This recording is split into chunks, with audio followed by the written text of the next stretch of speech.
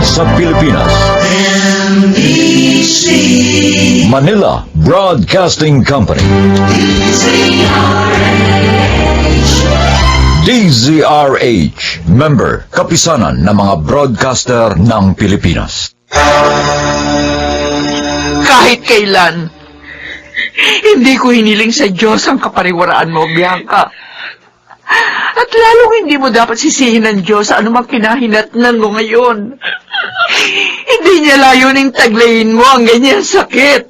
Pero bakit ang hirap tanggapin ang katotohanan, Nay? Bakit ang hirap nitong aminin?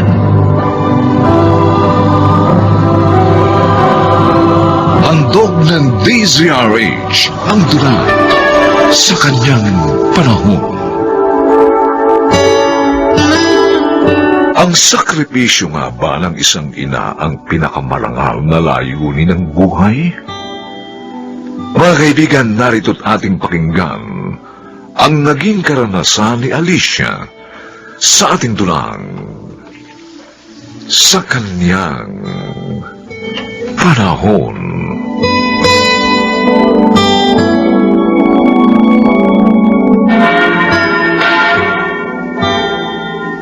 Diyos ko, tulad po na lagi kong dinarasal sa inyo sa araw-araw. Haplusin po niyo ang mga puso ni Nanaldo at Bianca. Kabayan niyo po sila upang ang tamang landas ng buhay ang kanilang tahakin. Patnubayan mo rin po silang palagi para sa kanilang mga kaligtasan. Kaya lang po ang aking tanging sandigan at lubos po akong sumasampalataya sa inyong kapangyarihan. Lola! Lola! Oh. Lola Alicia! Oh, Karen. Oh, bakit umahangos ka? May nangyari ba sa bahay samantalang wala ako? Wala po, Lola. Pero si Lolo, nagwawala po eh. Ha? Wala po kasi dinat ng pagkain. Kaya hinahanap kayo. Eh, mukhang dito papunta sa simbahan eh. Kaya tumayo na po kayo dyan, Lola. Oh, sige. Tayo na. Doon na po tayo dumaan sa may gilid ng pasukan ng simbahan. Baka po kasi makasalubong pa natin si Lolo pag sa harapan pa tayo dumaan. Oo, sige. Pero samahan mo na rin ako sa palengke, ha? Mamili na tayo para pag-uwi natin, makapagluto na tayo. Dali. Bilisan mo. Oo po. Bilisan mo.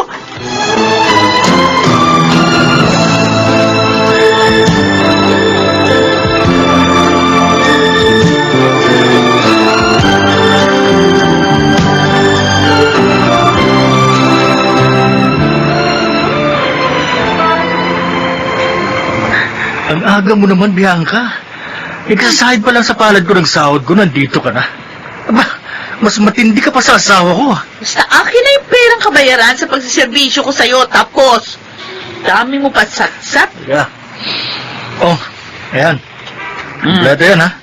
Oh. Kaya kailangan, pag lumabas tayo mamaya, yung gusto ko lahat ang masusunod, ha? Oo ba? O paano? Dating lugar, dating oras. Oo, sige. Bianca, hoy! Magbakabusog ka, ha? Dahil mamaya, gugutumin kita! Eh di wow!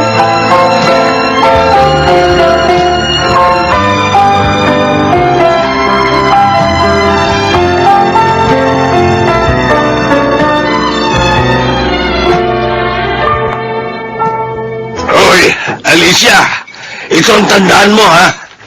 Kahit na lasinggero ako, kahit na sabungero ako pa rin ang haligi ng tahanan ng pamilyang ito. Kaya lahat ng utos ko, susundin mo! Lahat naman ng utos mo, sinusunod ko, Naldo. Yung pagsisimba mo at pagdarasal mo ng palood sa simbahan, yun ang kinagigigil ko. Dahil sa kagaganon mo, lalo ako minamalas sa sabuhan. Lalo ako natatalo sa pustahan.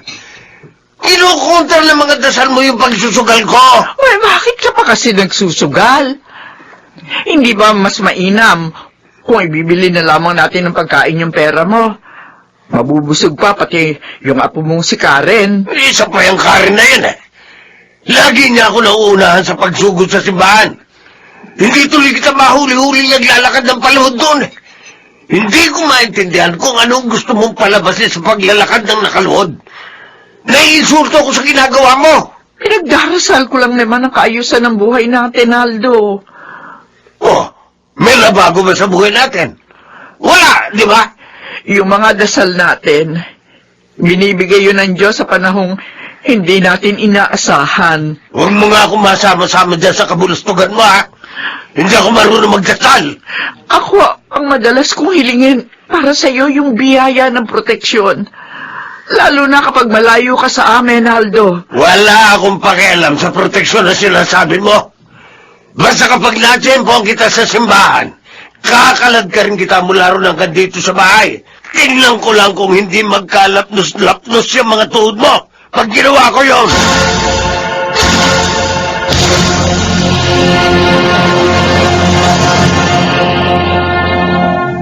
Karen, tayo mo ako. Oy, Dodi, maglalatag ka na rin ng mga paninda mo ukay-ukay? Oo, inagahan ko na rin para makarami ng benta. Tapos, para makapamili naman ng mga bagong paninda. Sipag mo talaga, ha? Wala naman akong aasahan kundi ang sarili ko, di ba? Ay, parang kami ni Lola Alicia. Wala rin kami aasahan kundi ang mga sarili namin. Si Lolo Naldo, sa sabong din na uuwi ang kinikita niya sa pagkikristo doon sa sabungan. Si Inay naman, kahit may hawak siyang pera, wala rin pakialam kung kumain man kami o hindi ni Lola. Kung bakit kasi may mga taong pasakit sa buhay ng kapwa nila, no? Oo nga. Hindi ba pwedeng mapabait at mapagmalasakit na lang ang lahat ng tao?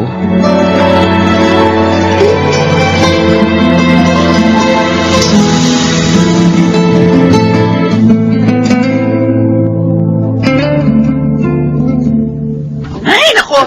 Bakit naman kasi pinakikialaman yung buhay ko, Nay? Hayaan niyo na lang ako sa diskarte ko, pwede? Naaawa kasi ako sa asawa't anak ni Aris.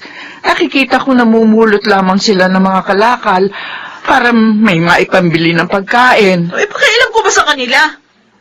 Kaya nga, huwag niyo akong kinukonsensya. Hindi ako tatalaban yan. Wala sa akin yun. Ang sa akin lang, anak, sana huwag kang maging dahilan ng paghihirap ng iyong kapwa. Masakit yun sa panig nila. Hindi mo alam yung lalim ng sakit na iniiwan nun sa mga pagkatao nila. Kaya ayokong kaharap kayo eh. Kung ano-ano pinagsasasabi niyo.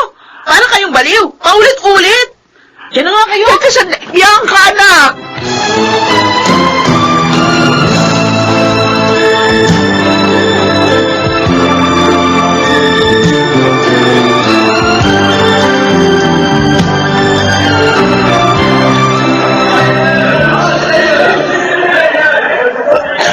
Anak naman, wala na palang laman tong bulsa ko.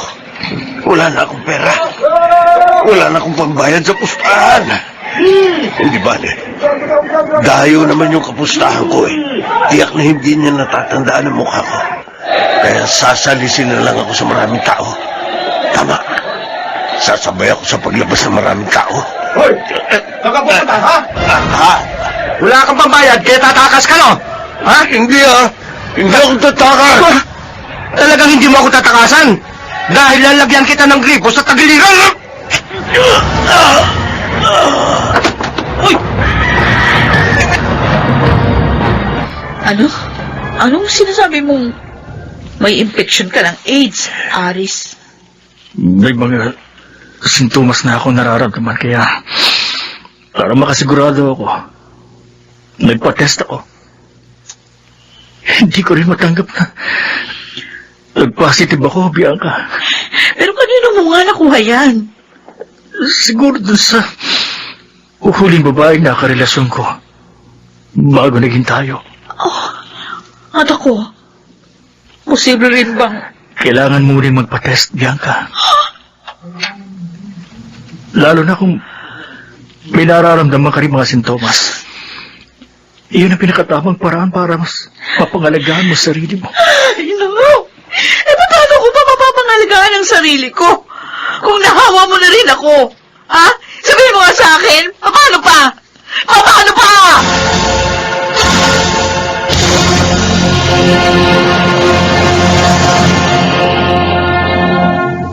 Kala ko ba? Dahil naglalakad kayo ng paluho sa simbahan, Pinagdarasal niyo kung para sa kapakanan ko. Pero heto ako, Nay. May impeksyon ng isang sakit na wala ng kagalingan. O hindi kaya kapurusahan ko ang hiniling niyo sa Diyos? Anak, Para lang mamulat ako sa mga pagkakamali ko. kahit kailan, hindi ko hiniling sa Diyos ang kapariwaraan mo, Bianca. At lalong hindi mo dapat sisihin ng Diyos sa anumang kinahinatnan mo ngayon. Hindi niya layuning taglihin mo ang ganyang sakit. Pero bakit? Bakit ang hirap tanggapin ang katotohanan, Nay? Bakit ang hirap nitong aminin? Siguro, ang pinakamabuti mo pa rin magagawa.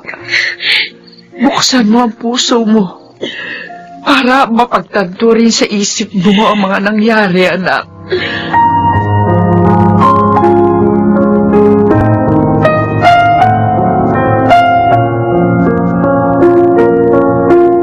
Karen, anak, Bakit po, Inay? mapapasama sana ako sa iyo magsimba. Opo. Opo, sige po, Nay. Sasamahan ko po kayo. Kasi gusto ko, ako na ang magpasan ng sarili kong krus at hindi na si Inay. Ihingi ako sa Diyos ng awa at kapatawaran sa aking mga naging kasalanan.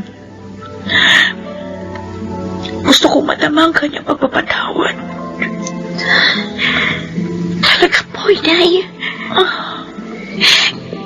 Gusto ko rin pong malaman ninyo na natutuwa ako sa mga narinig ko mula sa inyo. Alam ko,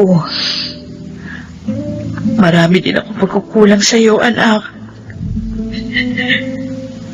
Gusto ko punan din ang lahat ng iyon. Ito po ang pinakamaligaya kong araw, Nay. Yung pagtawag niyo sa akin ng anak, wala pong katumbas ang tuwang nadama ko. Na marinig ko yun sa unang pagkakataon.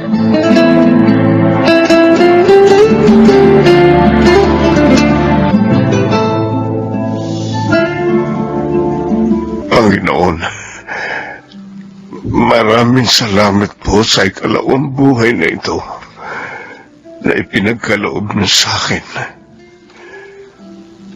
Sa pamamagitan po ng paglakad ko ng paluhod habang nagdarasal,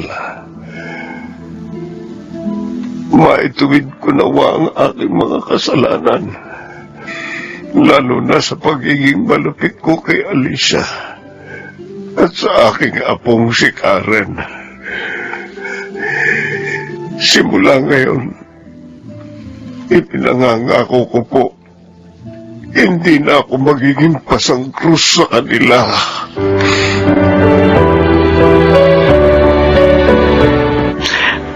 Panginoon, maraming salamat po sa pagtugon niyo sa aking mga dalangin. Para sa patnubay ng pagbabago na hiningi ko sa inyo. Para kina Naldo at Bianca. Gayun din, maraming salamat din po sa pagsubaybay na ibinibigay niyo sa amin lahat. Nang sa gayon, magampanan namin ang mga tungkuling nakaatang sa aming mga balikat.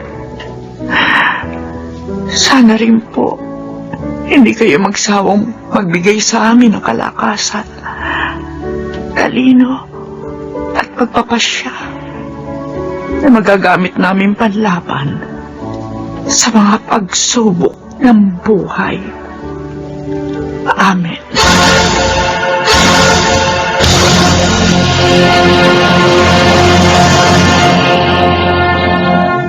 Hindi mapapantayan ng kung anumang halaga ang pagtataguyod ng isang ilaw ng tahanan sa kanyang mga mahal sa buhay. Sa tagumpay man at kasawian, siya ang magiging kanlungan sa kanyang panahon.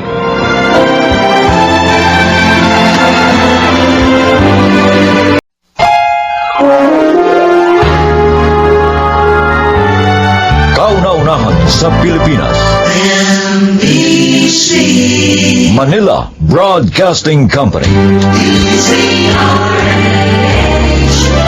DZRH, member, kapisanan ng mga broadcaster ng Pilipinas. Umamin ka na kung ayaw mong maging kriminal ako! Sige! Sumiksik ka dyan sa ulunan ng kaba para malambot ang babagsakan mo kapag ipinutok ko to sa'yo! O sige, putok mo! Kung talaga makitid ang utak mo, sige, patayin mo na ako! Kaya iputok mo na yan, Gabriel! Iputok mo!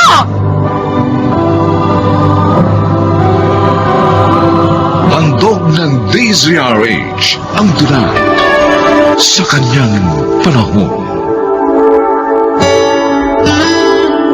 Wala raw lihim na hindi nabubunyag at kahit pilit nating ikubli, ay darating pa rin ang takdang panahong ito ay malalantad.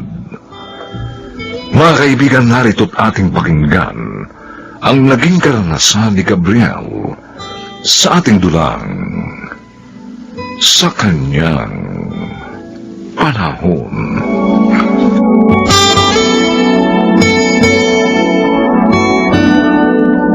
Meron akong good news sa'yo, Gabriel. Ano yon? Hulaan mo muna. Hindi naman ako manghuhula eh. Basta, hulaan mo muna. Bakit ba ako kinakabahan ng ganito? Mukhang dumating ang araw na kinatatakutan. Uy, ano ba? Natahimik ka naman dyan. Sabihin mo na kasi. Huwag mo na akong ibitin. 2 months na akong pregnant. Congratulations! Magiging daddy ka na. Sinasabi ko na nga ba eh. Diyos ko naman. Bakit? Ano bang kasalanan ko at Uy, lagi na lang ganito ang ikot ng aking mundo? ano ba? Bakit parang malungkot ka? Ikaw ba natutuwa? Of course, natutuwa ako. At sa wakas, magiging tatay na ako.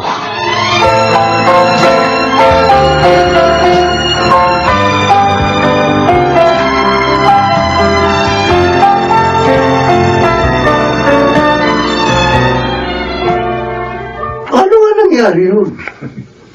Don't tell me may nakasalisi sa'yo. Oo. At malakas ang kutob ko. Malamang nakikita pa rin sila ng dati niyang boyfriend. Nakasisiguro ka ba? Baka naman hinala mo lang yan. Romy, hindi ako maaaring magkamali. Pinagtataksilan ako ni Melinda. Paano mangyayari yun? Ikaw ang asawa? Basta sigurado ako. May ibang lalaki ang asawa ko. Paano ka nga nakatiyak? Hindi ako pwedeng magkamali. At kapag hindi ako nakapagpigil, baka makapatay ako ng tao.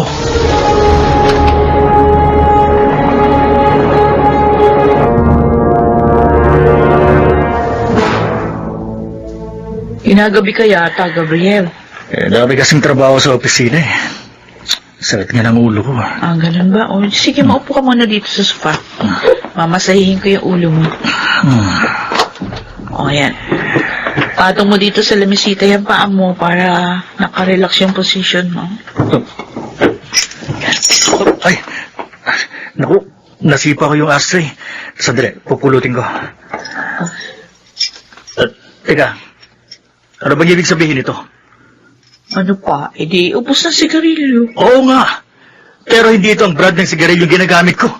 Kaya sinong nanigarilyo dito? Ha? Ako. Akong nanigarilyo. At kailan ka pa natutong manigarilyo? Di kasi kumapakali kanina eh. Kaya nanigarilyo ko. Isang stick lang naman. Ang galing mo umarte, Melinda. Pero patutunayan ko sa'yo na mas magaling akong umarte. Pero hindi ka dapat naninigarilyo. Makakasama sa'yo to eh. Lalo na sa magiging baby natin. Sorry na. Hindi na mauulit.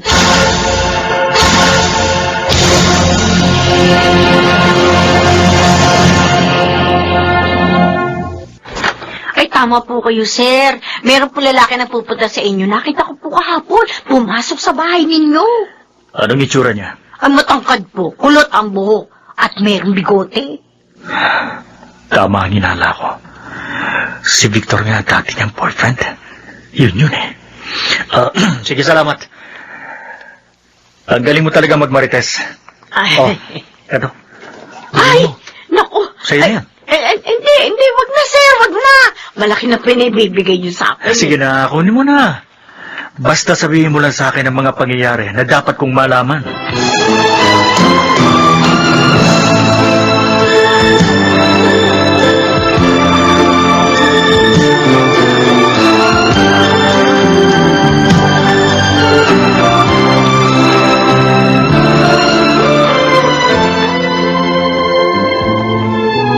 Yan na nga ba sinasabi ko eh. Wala ka talagang kadala-dala. Iniputan ka na nga sa ulo ng dati mong asawa. Pagkatapos, heto na uli. Napindeho ka na naman. Eh kasi naman, tatanga-tanga ka. Ma, pwede ba? Huwag niyo na nga ako sisihin. Lalo na ako natataranta eh. At anong gusto mo maging reaksyon ko? Matuwa pa ako? Pwede ba? Huwag mo hayaang madungisan ng kung sino-sino lang ang malinis at marangal nating pangalan. Ano po bang dapat kong gawin ngayon, ma? Ano ba? Eh di palayasin mo na ang malandi mong asawa. Eh di kung gusto mo, ako mismo ang magpapalaya sa kanya. Kakalbuhin ko siya at kakalad ka rin kong palabas.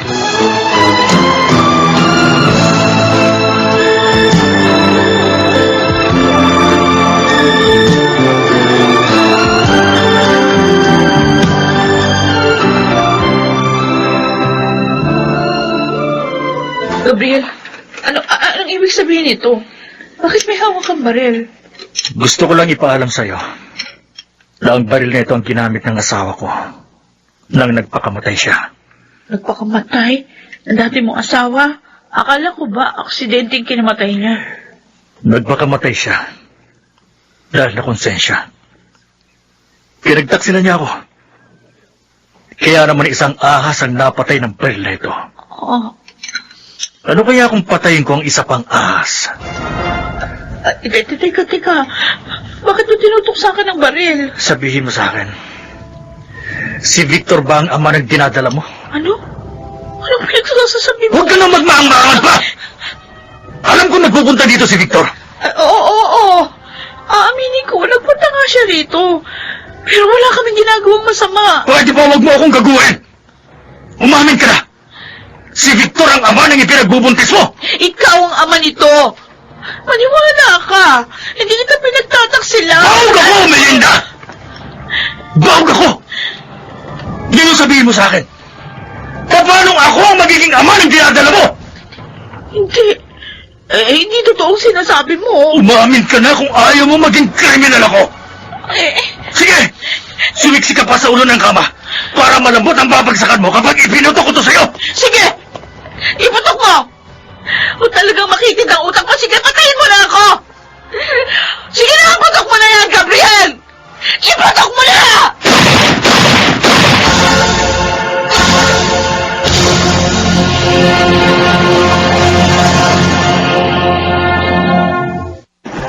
Kailangan kong bilisan ang pag-iimpake.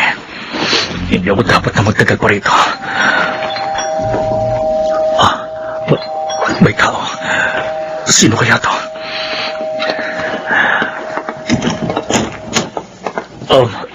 Dr. Mendez, mabuti naman ba't napasyal kayo? Paano po ninyo nalaman na dito ako nakatira? Talagang hinanap kita, Gabriel. May importanteng bagay akong sasabihin sa'yo na dapat mong malaman. Sige po, Doc. Pasok kayo. Sa loob na tayo mag-usap.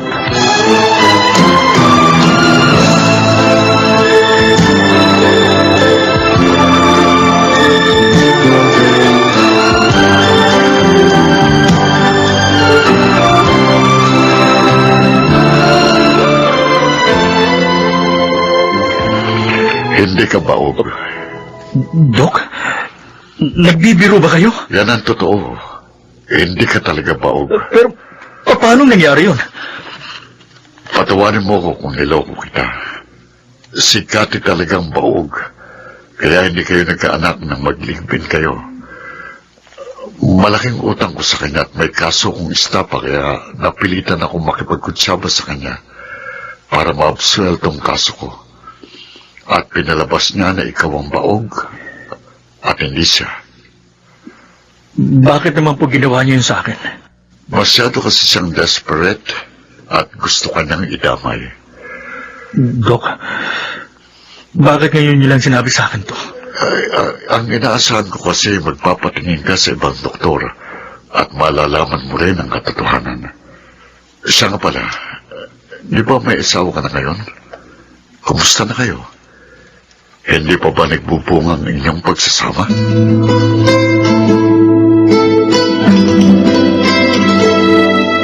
O ano? O di naniniwala ka na sa akin ngayon? Akala ko talaga katapusan ko na kanina. Hinimatay ako sa takot. Oo na. Naniniwala na ako. Buti na lang pala nakapagpigil pa ako. Dahil kung nagkataon, sigurado hindi ko mapapatawad ang sarili ko. Pero cute yung 3 butas na ginawa mo sa kisame natin, ha? O, tingnan mo. Oo. At alam mo ba kung anong ibig sabihin ng 3 butas na yan? Ano? Ano pa? Eh di I love you. Meh. Oo. Mahal na mahal kita, Melinda. At ngayon may bago na akong inspirasyon. Lalo ako magkusumikap para mabigyan ko kayo ng mas magandang kinabukasan. At sana, patawarin mo ako kung pinagdudahan ko ang pagmamahal mo.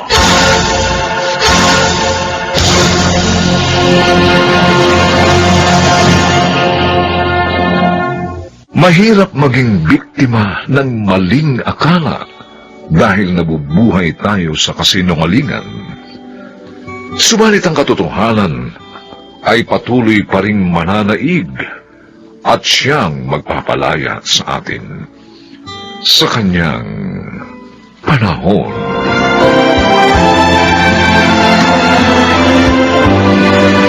Mga nagsiganap, Maynard Landicho Jr., Rosana Villegas, Lionel Benjamin, Susan Robles, Chiquit del Carmen Amor, at Phil Cruz.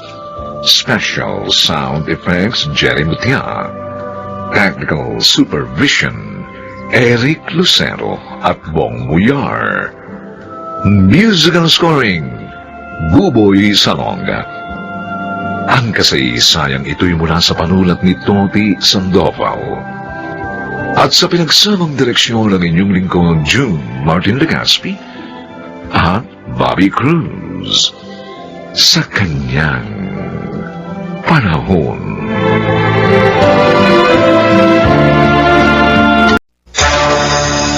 Pinipili niyo ba ang pag-ibig ko, Tita Prima? Maging praktikal ka. Makatutulong ang salaping yun sa ikahahaba ng buhay mo.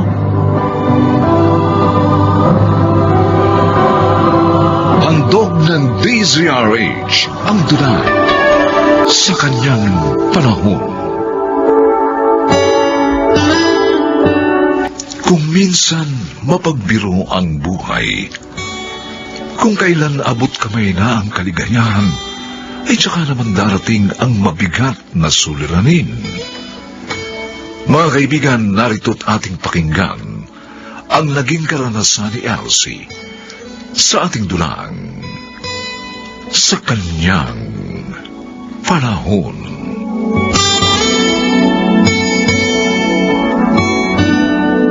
Oh, kumusta lakad niyong magkapatid? Jessie, Elsie? Tsaka na lang mo natin pag-usapan mo na yun, Tay. Papagod ho kami. Tama po si ate, Tay. Pagod po kami. Sakit nga yung ulo ko eh. Mamaya na kayo pumasok ng kwarto. Maupo lang kayo. Bakit ho? May nililihim kayo sa akin eh. Sabihin niyo, anong kinalabasan ng pagsusuri kay Elsie? Tay, Oh, umiiyak ka. Sabihin niyo kung ano ang problema. Ano ang sakit mo, Elsie?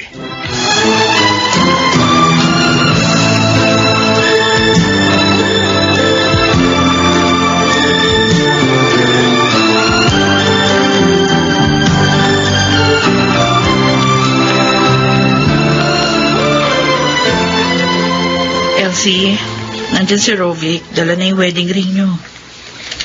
Ate Jessie. Oh, umiiyak ka na naman. Bakit pa ganun? Bakit ako pa? kailan ikakasal na ako. At saka pa ako nagkasakit ng ganito. Pagsubok lang yan sa'yo, kapatid ko.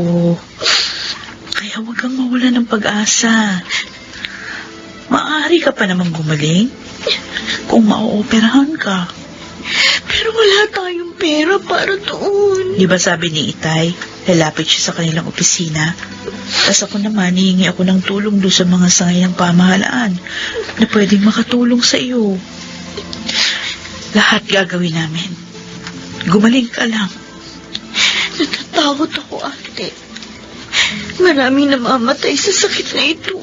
Basta, lakasan mo loob mo.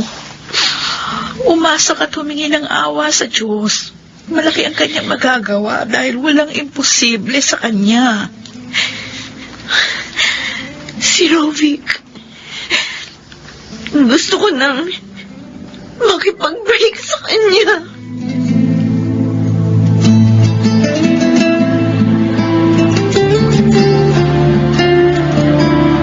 Ang ganda, hindi ba, Elsie? Maganda nga, Rovic. Maganda, pero ayaw mo namang isukat ang singsing. Bakit ba malungkot ka? Dapat nga magsaya tayo dahil isang buwan na lang, kasal na natin. Rovic, huwag na lang nating ituloy ang kasal. Ano? Elsie, huwag ka namang magbiro ng ganyan. Matagal na nating hinintay ito. 3 taon. I'm sorry. Hindi ko naman gustong saktan ng damdamin mo. Kaya lang, siguro talagang dapat na mangyari ito. Ano bang problema? Bakit bigla kang nagkaganyan? May sakit ako. At maaaring hindi na rin magkaanak dahil dito.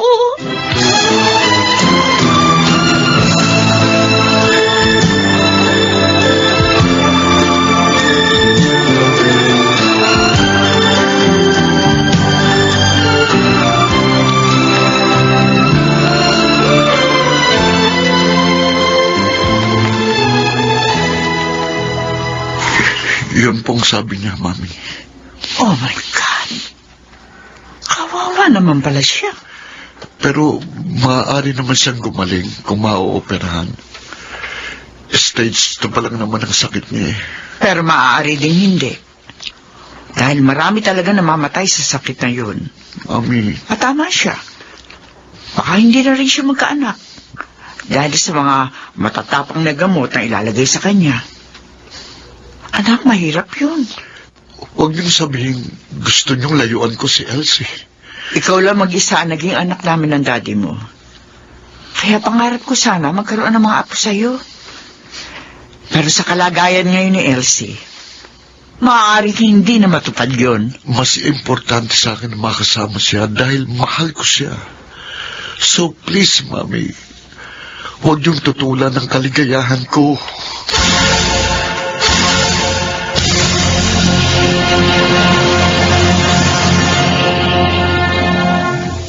Napasyal po kayo, Tita Prima. Hindi na ako magpapaligoy-ligoy pa, Iya. Sinabi sa akin ni Robic ang tungkol sa iyong sakit. Totoo po yun. May stage 2 breast cancer po ako. Naaawa ako sa iyo at nanghihinayang. Gusto pa naman sana kita para sa aking anak. Kaya lang, alam mo naman ang pangarap ko, di ba? Ang magkaroon ng mga apo. Dahil nag-iisang anak ko lang si Robic. Alam ko po. Kaya nga po masakit sa akin. Nakipag-break po ako sa kanya. Para malaya siya makahanap ng babaeng makapagbibigay sa kanya ng mga anak. Pero hindi siya pumayag. Sinabi niya yun sa akin. Kaya ang pakiusap ko, ikaw na sana ang kusang lumayo. Ano pong ibig niyong sabihin? Umalis ka rito. lumipat kayo sa ibang lugar, yung hindi alam ng anak ko, bibigyan kita ng malaking halaga na magagamit mo sa iyong operasyon. Binibili niyo ba ang pag-ibig ko, Tita Prima? Maging praktikal ka sana, Elsie. Makatutulong ang salaping yun sa ikahahaba ng buhay mo. Hindi niyo na ako kailangan bayaran. Huwag kayong mag-alala. Kusa akong aalis.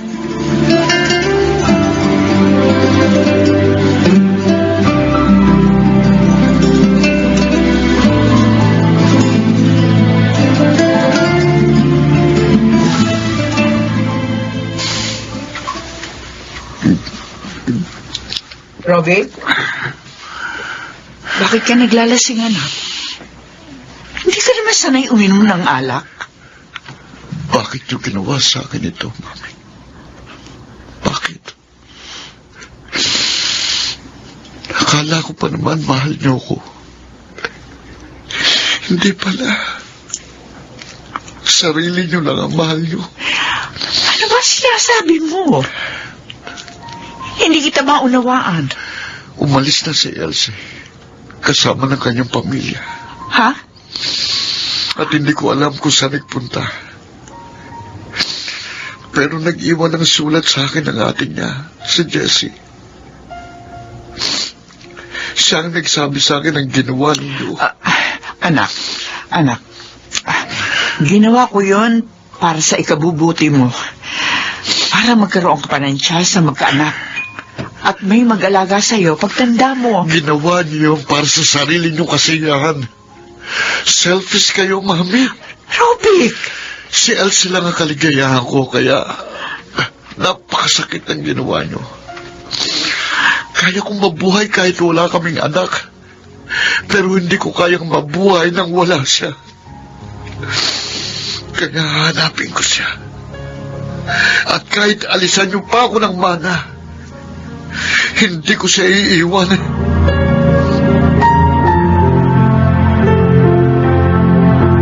Pinsan, huwag kang magalit kay Tita Prima.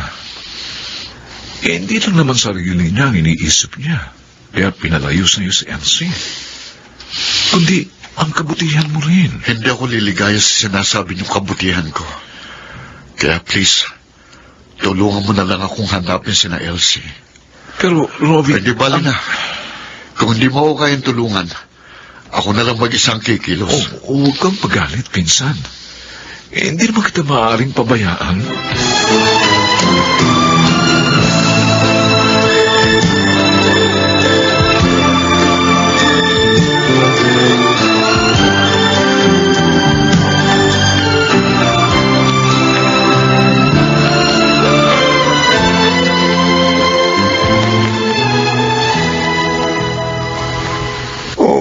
Nalulungkot ka na naman, anak.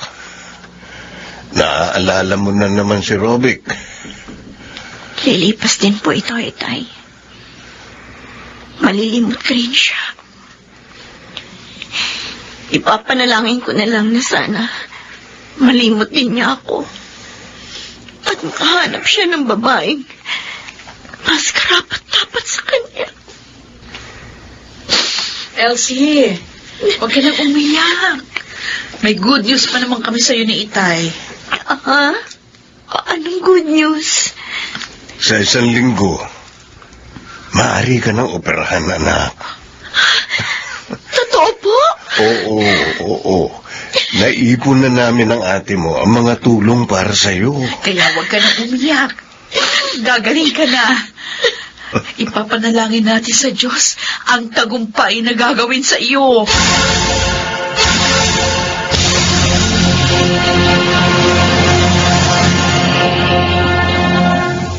Bakit maraming pagkain sa mesa, Itay? Ate Jessie? Celebration natin yan, anak, dahil tagumpay ang ginawang operasyon sa'yo. At saka pupunta ngayon yung tumulong ng malaki sa iyo. Mabuti naman. Makikilala ko na pala siya. At mapasasalamatan. Oo. Hindi ang pasasalamat mong kailangan ko, Elsie. Kundi ang pag-ibig mo. Rovic? Hinanap niya tayo, Elsie. At natagpuan niya. Anak, siya ang talagang tumulong sa'yo. Dakila ang pagmamahal sa'yo ng iyong nobyo. Rovic! Ngayon naman siguro, maaari na nating ituloy ang naudlot nating kasal. Pero, ang mami mo... Naunawaan na niya tayo. Kaya please, huwag ka nang tumanggi. Oh, Rovic. Elsie, Maraming salamat sa pagmamahal mo. Elsie. Oo. Pumapahid na akong ituloy natin ang ating kasal.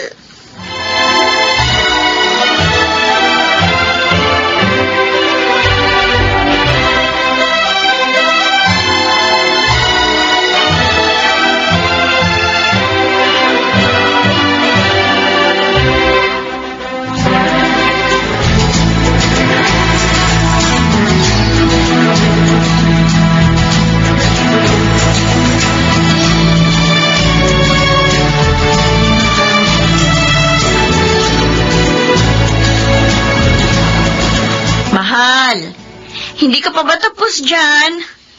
Abay, baka naiinip na si Mami Prima sa kotse. Mahuli na rin tayo sa graduation ni Junior. Narito na ako, mahal.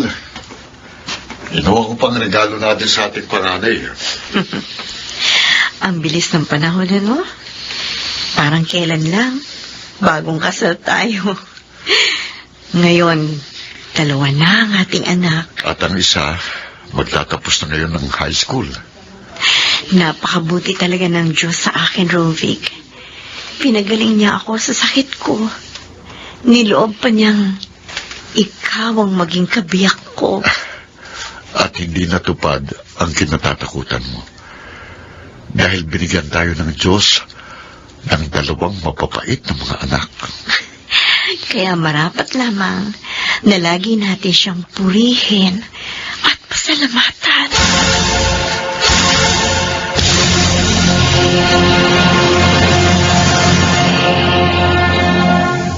Walang imposible sa kanyang magagawa, sabagat siya ay makapangyarihan at totoong dakila. Pinagpapala ng Diyos ang mga nagtitiwala sa kanyang panahon.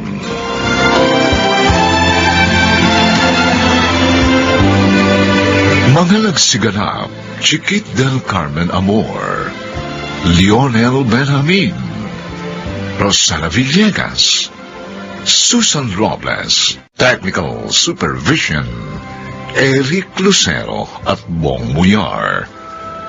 Musical Scoring, Buboy Salonga.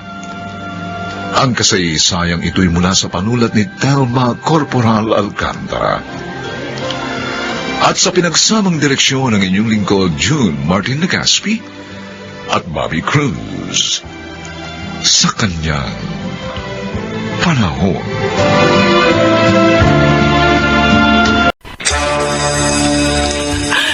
Anak ko! Puro na siya pasa! Maawa kayo sa kanya! Tama na! Huwag kang makialam dito, Nada! Kung ayaw mong masaktan din, kinukonsinti mo ang anak mo, kaya lumalaking gago at walang respeto! Handog ng DZRH ang tula sa kanyang panahon. Nakalulungkot mang sabihin, may mga pagkakataon na ang mga nasa katungkulan ang nagiging problema ng bayan. Ito ang naging karanasan ni Minyong sa ating dunang sa kanyang panahon.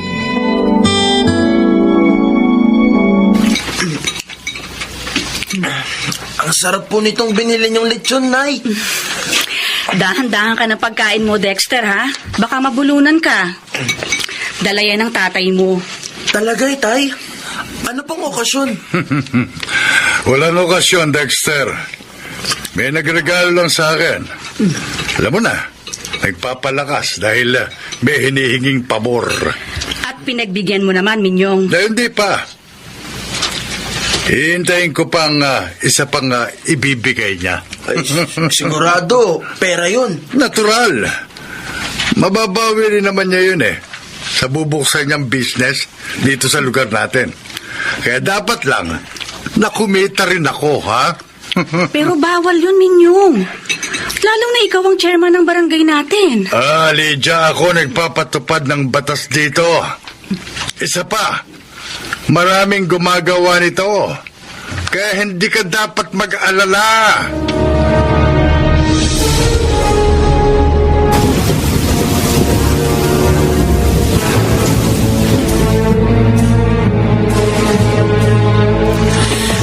Lilinisin ko po ang bodega natin Tay. Oo, sabi Dexter At ngayon na. Bakit po? Para ka namang bago ng bago. Di ba bumagyo? At mamimigay sina mayor ng mga donasyon sa mga napinsala ng bagyo dito sa atin. At dito niyo po ilalagay uli sa bodega natin ang mga rasyon? Natural. Para makapili ako ng para sa atin. Pero Itay, kawawa naman po yung mga hindi na naman mabibigyan dahil sa maraming kukunin ninyong rasyon. Huwag mo silang intindihin. Ako ang sundin mo. Bilisan mo na!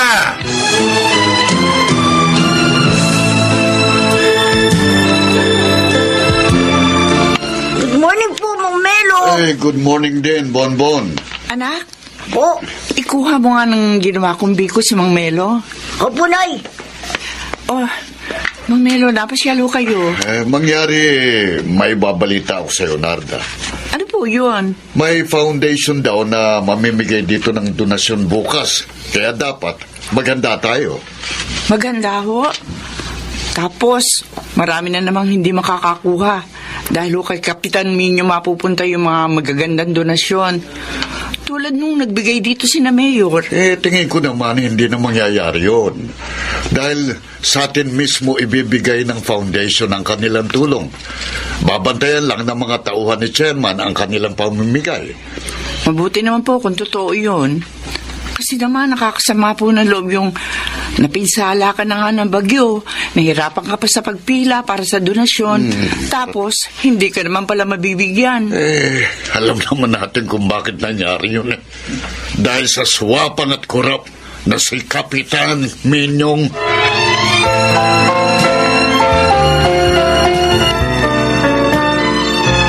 Buisit talaga! Buisit! Minyong! Bakit ka ba nagdadabo? Naiinis ako, Lydia! Bakit? Kanino ka ba nagagalit? Sa mga nagtsutsu doon sa foundation na nagpunta rito. Silang dahilan. Kaya wala akong napakinabangan sa mga donasyon nila. Pag nalaman ko lang kung sino yung mga nagtsutsu na yun, bubugbugin ko talaga. Sobra ka naman. Mali ka na nga sa ginagawa mo, mambubugbog ka pa. Huwag kang makialam. Para sa atin itong ginagawa ko. Hindi kita inutusan kahit kailan na gumawa ng masama. Para mabuhay lang tayo. Akala ko nga kaya mo hinangad na maging barangay chairman, para makapaglingkod. Pero hindi ganun ang nakikita ko sa'yo Naglilingkod din ako. Pero sa ginagawa ko, dapat makinabang din ako. Malit lang naman yung kinukuha ko Hindi katulad ng mga ibang opisyal sa pamahalaan na mas malaki ang kinukuha. Minyong, hindi mo sila dapat tularan. Ang sundin mo ay yung tama, yung matuwid. Dahil yun ang nakalulugod sa Diyos.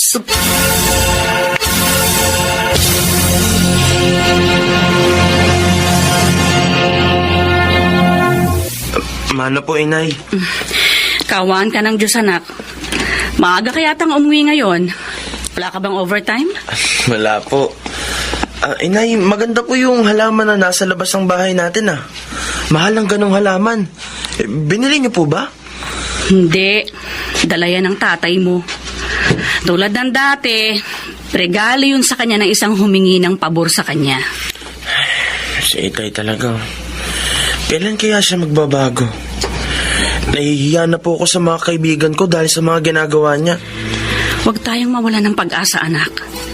Patuloy nating ipakiusap sa Diyos na baguhin niyang iyong ama.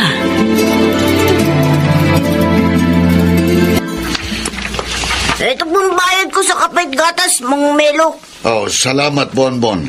Ito naman ang sukli mo. Ay, sobra pa yung sukli niyo, oh. So, Opo, ito po. ay, salamat ha. Mabait ka talagang bata. Ay, bata. Sige nga.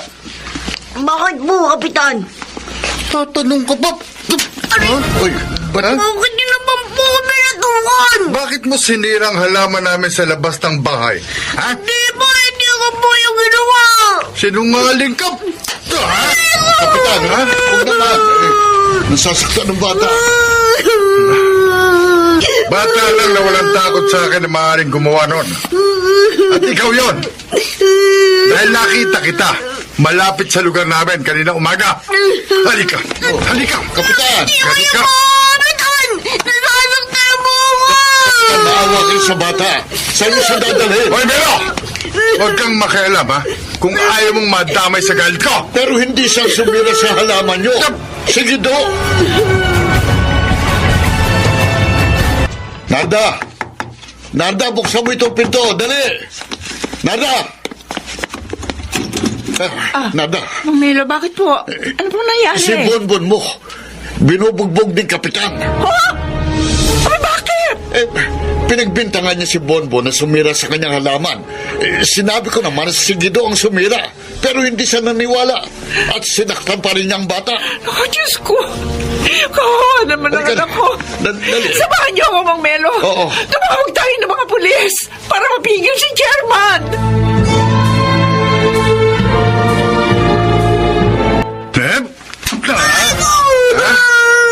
Ayaw mo talagang umamin? Ha? Ayaw mo? Ha? Hindi po talaga ako sumira sa halaman niyo. Sinungaling! Oh, ha? Chairman, tama na. Ha? Walang kasalanan ng anak ko. Puro na siya basa. Bawa kayo sa kanya, tama na. Hoy, Nada, huwag kang makialam dito, ha? Kung ayaw mong masaktan din. Kinukonsinti mo ang anak mo, eh. Kaya lumalaking gago at walang respeto. Wala kayong katibayan ng anak ko sumira sa halaman nyo. May nakakita na hindi siya ang gumawa noon. At gusto mo talaga masaktan, ha? Mga pulis! Mga bata! Hulihin ang abusadong kapitan na yan! Hindi! Huwag!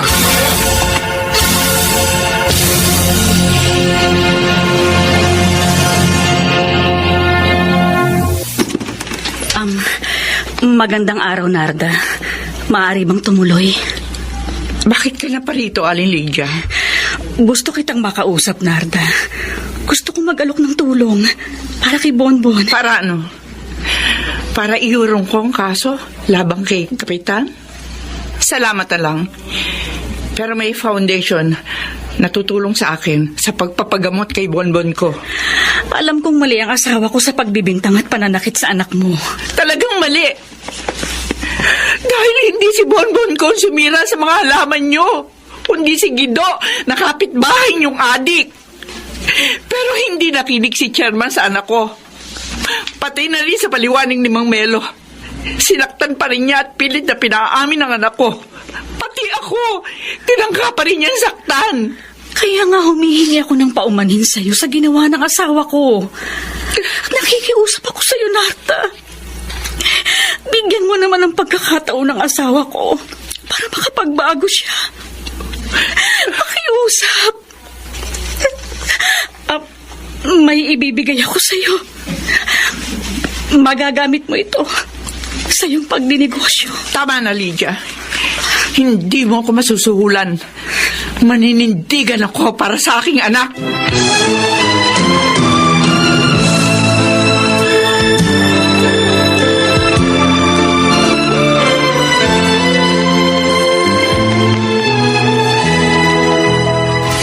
Lydia, salamat dumating ka na.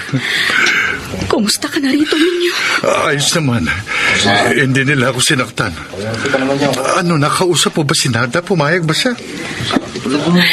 Ha? Hindi, Minyong eh. Lalo pa nga siyang nagalit sa akin nang alukin ko siya ng malaking halaga. Ano? tuloy ang kaso ko. Malaki ang pinsala ni Bonbon Minyong. At dahil doon, ilang araw siyang mananatili sa ospital. Lydia, ayokong mapahiya sa mga tao. Ayokong maalis sa tungkulin ko. At lalong ayokong makulong. Sana inisip mo yan noon pa. Para hindi mo ginamit ang iyong posisyon sa pagmamalabis. Ngayon wala na akong magagawa para sa iyo. Oh, Diyos ko. Patawarin mo po ako. Nagsisisi na po ako sa mga kasalanan ko.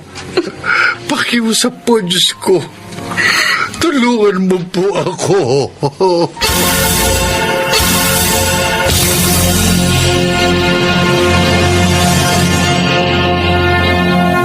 Di dapat gamitin sa kasamaan ang natamong kapangyarihan, kahit na nga ang kayamanan at magagandang katangian.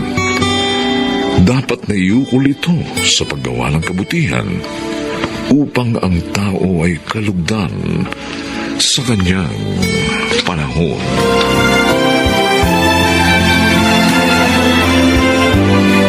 Mga nagsiganap: Bobby Cruz, Babes Angeles, Angelo Alcantara, Chiquit del Carmen Amor, Susan Robles, at Phil Cruz. Special sound effects: Jerry Mutia. Technical supervision: Eric Lucero at Bong Muyar. Musical scoring: Buboy Sanonga. Ang kasaysayang ito ay mula sa panulat ni Telma Corporal Alcantara at sa pinagsamang direksyon ng inyong lingkod June Martin Legaspi at Bobby Cruz sa kanyang panahon. Masama pa rin ang pinasok mong trabaho. Bili pa naman kami sa'yo. Yung pala masama kang babae. Masama!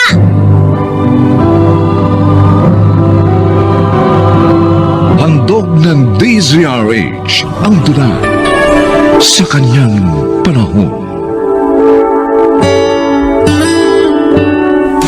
May mga taong dahil sa pagmamahal sa pamilya ay nagagawang isakripisyo ang kanilang sarili. Ganito ang naging karanasan ni Olive sa ating dunang sa kanyang panahon.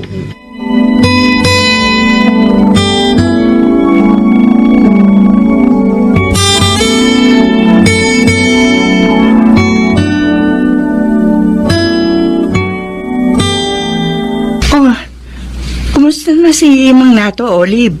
Ligtas na siya sa panganib, Rachel. Salamat sa'yo. Bakit sa akin? Dahil ipinakilala mo sa akin si Nestor. Kaya nagustuhan niya ako at tinulungan. Ay naku, bruha ka. Ikaw ang nagsakripisyo, no? Kaya wala kang utang na loob sa akin. Buti, hindi nagtanong si Glenn kung saan galing yung perang ginagastos mo. Ay naku, nagtanong si Myla. Sinabi ko na lang na pinautang mo ko at babayaran ko sa'yo ng unti-unti kada sweldo ko. Ang galing talaga ng kaibigan ko. Naging bida tuloy ako.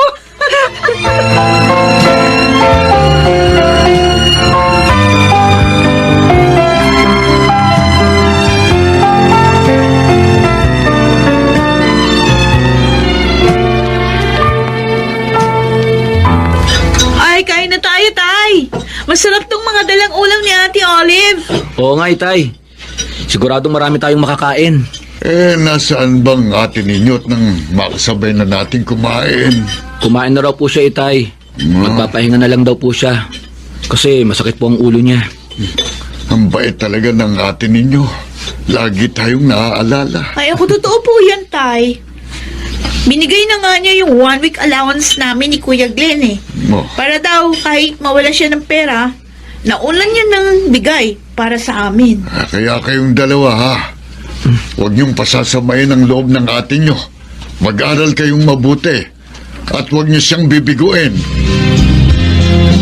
2 weeks tayong mawawala? Bakit? Saan tayo pupunta? O hindi sa Baguio at sa Boracay, dear. Doon tayo magre-relax. Ganun ba? Oh, bakit parang nalungkot ka? Hindi ka ba natutuwa na makakapasyal ka? Bibili kita doon ng mga gamit mo. Pati pamilya mo. Ipamimili din natin para may pasalubong ka sa kanila. Masaya naman ako na makakarating ako doon. Kaya lang, iniisip ko kasi kung anong sasabihin ko sa kanila. Alam mo naman na lihim sa kanilang tunay kong trabaho. Pati na yung relasyon natin. Yun lang pala eh. Madali lang yan. Sabihin mo, isinasama ka ng boss mo para ipromote ang mga produkto ng kumpanya niya sa probinsya. Wow! Bongga ka talaga, girl. Ang gaganda ng mga damit at alahas na ibinibigay sa ni Nestor. Ang swerte mo talaga! Ay, ewan ko ba kung swerte nga matatawag ito. Bakit naman ganyan ang sinabi mo? Kasi alam ko namang mali ang pakikipagrelasyon ko sa kanya. Ginagawa ko lang ito upang matulungan ang pamilyang kumupkup sa akin at nagmahal. Kaya nga bilib ako sa'yo, Olive eh. Hindi lahat makakaya yung sakripisyong ginawa mo. Lalo na hindi mo naman kadugo si Namang Nato. Inampung ka lang nila nung maulila ka. Pero kahit ganun, tinrato nila ako ng mabuti at minahal. Sana lang kung dumating ang panahon na malaman ni Tatay Nato ang lahat. Sana maunawaan nila ako at mapatawad.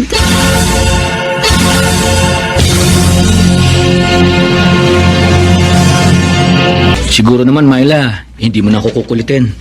Dahil sinamahan na kita sa paghanap ng materials para sa project ng grupo nyo. Ay, oo naman, Kuya Glenn. Kasi naman, yung mga kasama ko, hindi sila pwede ngayon. Ako yung naka-assign na bumili ng mga gagamitin namin. Kaya nga, kinulit kita na samahan ako. Nakakatamad kaya maghanap mag-isa. Dapat tinutularan mo ang sipag ni Ate Olive. Kahit nahihirapan, trabaho pa rin ang trabaho para sa ating lahat. Oo nga, Kuya. Kaya nga, nag-aaral ako ng gusto. Para naman may konsuelo si ate. Tama, para matuwa siya. Alam mo, Myla, naisip ko buti na lang kinupkup ni na itay at inay si Ate Olive nung namatay ang mga magulang niya. Nagkaroon tayo ng mabait at mapagmahal na ate. Ay, Oh. Sandali, Kuya. Ha? Tingnan mo yun, yung akbay ng matandang lalaki. Di ba si ate yun? Oo nga, no. Bakit ang sweet nila nung matandang yun? Tsaka, saan sila pupunta? Sundan kaya natin. Para masagot yung mga tanong natin.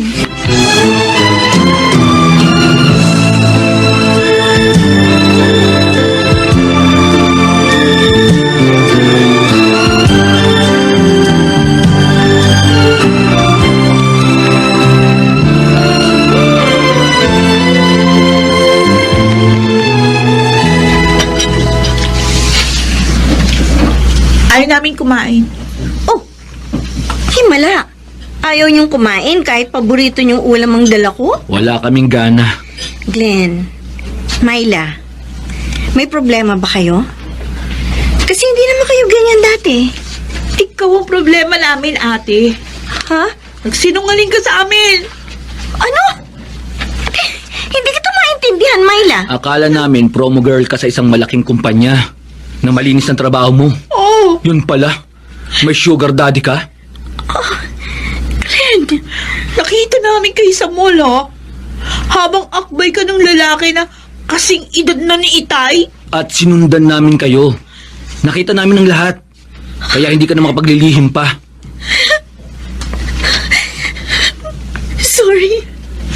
Sorry, Glenn. Myla. Paano mo siya nakilala? Sa bar? O ibinugaw ka ni Rachel? Siguro, inimpluwensyahan ka ng bar girl na yon. Hindi. Hindi totoo yan. Huwag kayong magalit sa kanya. Oo, tinulungan niya ako mapasok bilang escort girl. Pero ako ang nagdesisyon noon para maipagamot si Itay Nato. At gumaling siya. Masama pa rin ang pinasok mong trabaho. Bilib pa naman kami sa'yo? Yung pala, masama kang babae! Masama!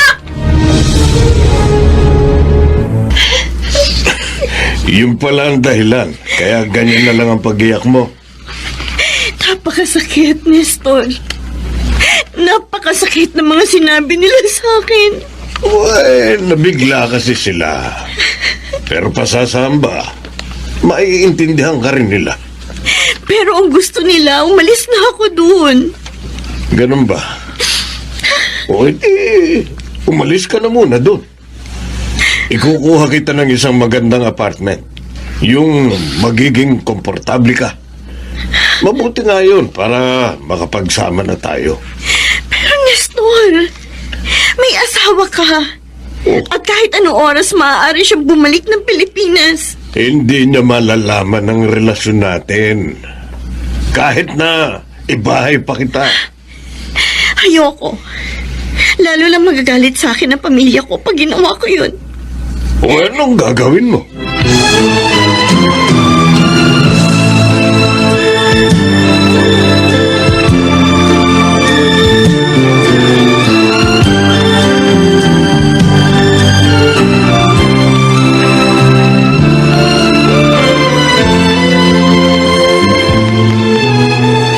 Mga anak, pwede ba tayong mag-usap? Tungkol po saan, Itay? Tungkol sa Ate Olive nyo. Galit kami sa kanya, Tay. Samahan niya. Sinungaling siya. Pinapaniwala tayong malinis ang trabaho niya. Hindi naman pala. Gusto namin umalis na siya dito. Alam kong mali ang ginawa niya. Pero sana naman, huwag kayong maging ganyan kalupit sa kanya. Itay, kinakampihan niyo pa po siya? Hindi, Glenn. Kasasabi ko lang, mali ang ginawa niya. Ang gusto ko lang alalahanin niyo na nagawa niya yon dahil sa pagmamahal sa atin. Para maipagamot ako sa aking prostate cancer at upang makapag-aral kayo. Tay? Kung hindi niya ginawang sakripisyong yon, palagay niyo kaya, buhay pa ako mga anak.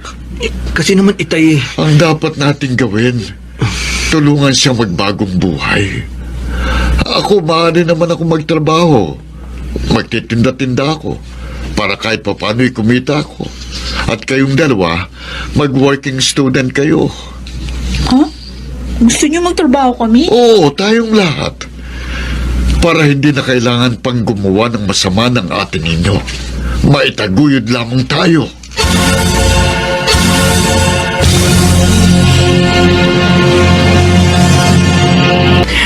Oh, best friend, ito magiging kwarto mo paglipat mo rito sa bahay ko. Nilinis ko na to.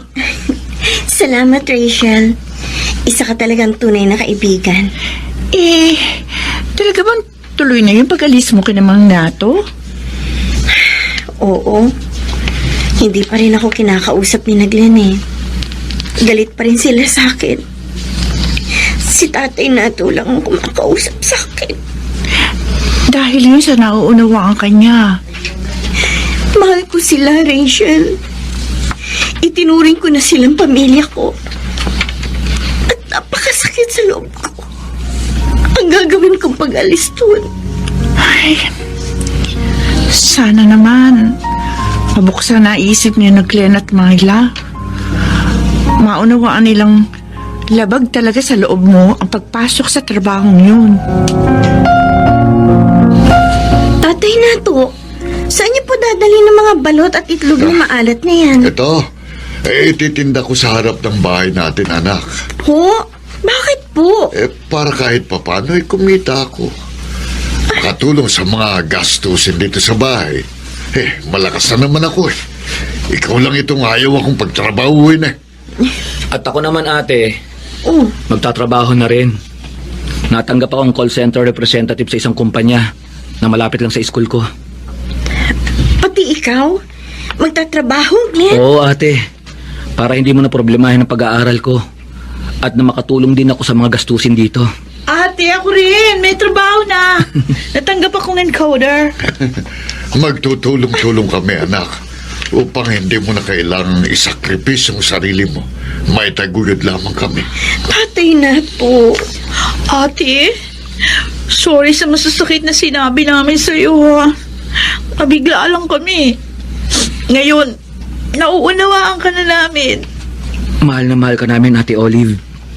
Kaya gusto namin makapagbagong buhay ka.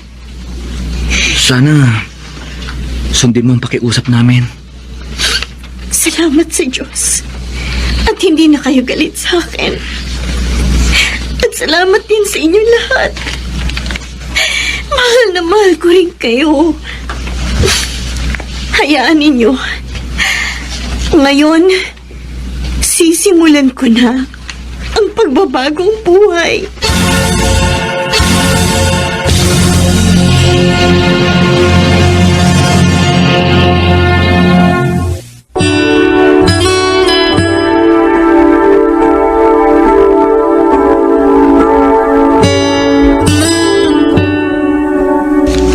Huwag nating ipagkait ang ating pagmamahal sa taong nagsisisi at nagbabago.